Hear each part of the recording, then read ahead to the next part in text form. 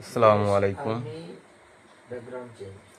মালয়েশিয়াতে যারা আসতে চাচ্ছেন,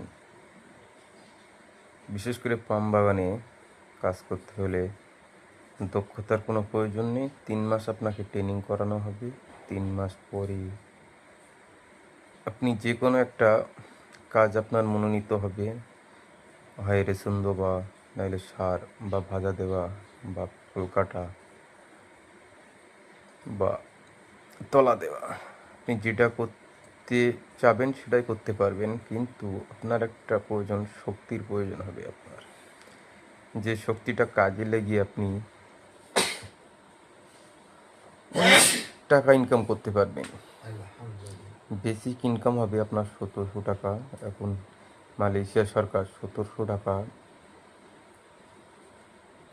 মানে হাদিয়া স্বরূপ আপনাকে বেতন বা স্যালারি দেবে।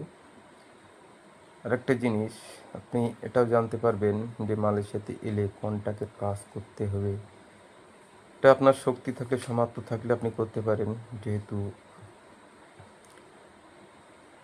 আপনি একটা ভালো দিক আপনার দেখবেন যে গাড়ি চালাতে পারলে ট্র্যাক্টর, সেটাও আপনি, তবে আপনাকে খুব চেষ্টা করতে হবে।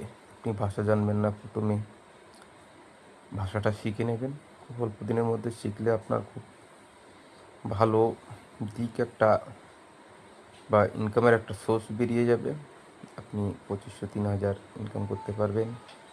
ডবল ইনকাম করতে গেলে আপনাকে লোডিং করতে হবে। যেহেতু আপনার শক্তি প্রয়োজন, লোডিং অনেকে করতে পারে আর সবাই পায় না। মেন আপনাকে অনেক দিন থাকতে হবে লোডিং করতে গেলে। যাই হোক, আপনারা সবাই কেমন আছেন? যদি আমার ভিডিওটা ভালো লেগে থাকে, চ্যানেলটিকে সাবস্ক্রাইব করবেন, সাথে থাকবেন। মালয়েশিয়ার তথ্য জানতে আপনারা বেশি বেশি লাইক, কমেন্ট করবেন, শেয়ার করবেন। ধন্যবাদ সবাইকে।